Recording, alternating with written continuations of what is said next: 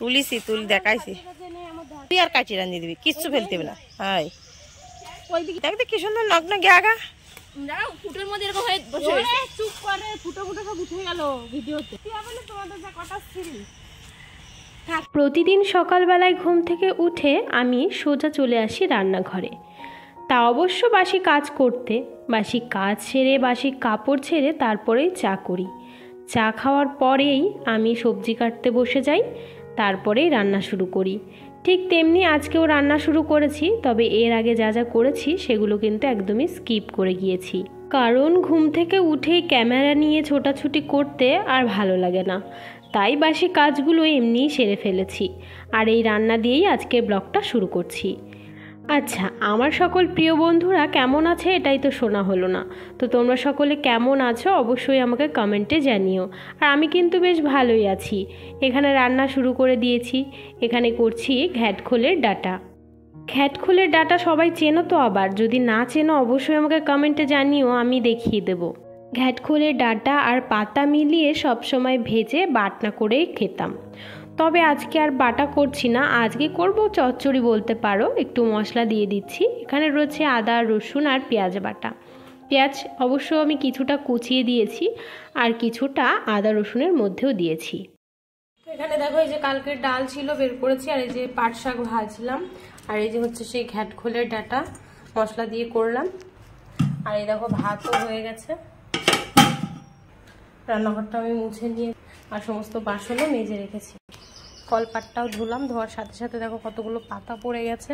এই যে হচ্ছে রান্নাঘর, এই যে বারান্দাটাও মুছলাম।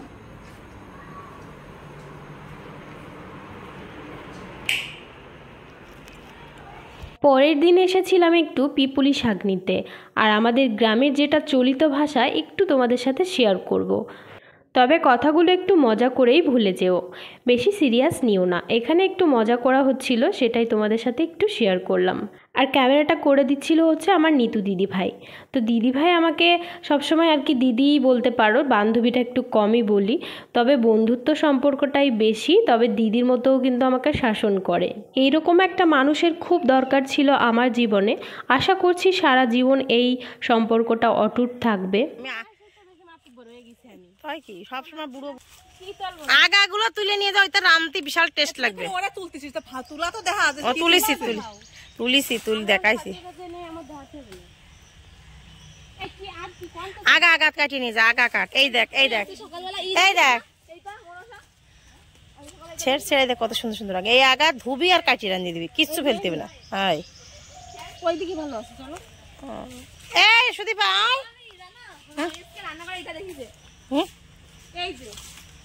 হয় দেখ কি সুন্দর নগ্ন গেগা ফুটোর মধ্যে এরকম হয়ে বসে চুপ করে ফুটো ফুটো সব উঠে গেল ভিডিওতে। এসব দিবেন নাকি কথাবার্তা? আবার তোমাদের যা কথা ছিল। তো শাক তুলে নিয়ে এসে দেখো কেটে ধুয়ে রেখেছি। এখানে রয়েছে সজনের ডাঁটা, আলু আর উচ্ছে। আর এদিকে এই যে ভাত হচ্ছে, এদিকে এই যে কড়াই তেল দিয়েছি। এদিকে দেখো আম কেটে রেখেছি টক করব জন্য। আর এখানে রয়েছে মাছ, যেটা আমি ভেজে রেখেছি। আর এখানে রয়েছে কিছু রসুন।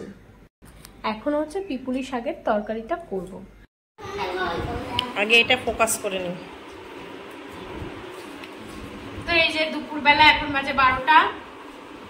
এখানে এই যে নিতু দিদি ভাই পেঁপে কেটে নিয়ে এসছে, তাই আমি একটু তেঁতুল, বিট লবণ, কাঁচা লঙ্কা দিয়ে মাখলাম, খাচ্ছি। এসব সবাই মিলে খেতেই বেশি ভালো লাগে, একা একা ভালো লাগে না। ওই দেখো মা তেঁতুল দেওয়াটা খাচ্ছে না, মা খাচ্ছে বিট লবণ দেওয়া। আমার মুখ দেখাবো, তোর খাবো কি করে বলবে? আর ঠোঁটটা দেখাও, উপরে সব ঢাকো, কামড় চিবানো দেখাও না। তো দুপুরবেলা দেখো চলে এসছি এই বাড়িতে। দিদিভাই আর আমি মুড়ি খেতে খাচ্ছিলাম, ভুলেই গেছিলাম যে ভিডিও করতে হবে। এত খিদে লেগে গেছে, মুড়ি মাখিয়ে দিল আর সঙ্গে সঙ্গে একেবারে খাওয়া শুরু স্টার্ট।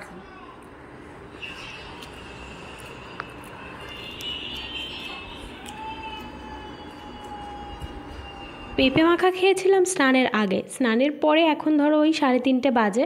তো এখন এসেছি হচ্ছে নিতু দিদিভাইয়ের বাড়িতে। আসলে এতটা গরম পড়েছে, বাড়িতে কোথাও শান্তি পাওয়া যাচ্ছে না, না ঘুমোতে পারছি না বসতে পারছি। তাই একটু দিদিভাইয়ের কাছে আসলাম, তারপরে মুড়ি মাখলো, তারপরে দুজনে মিলে খেলাম।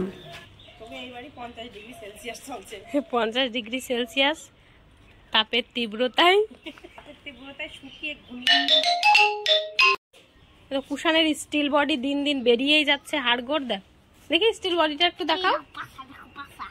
বলতে নেই, দেখাও একটু।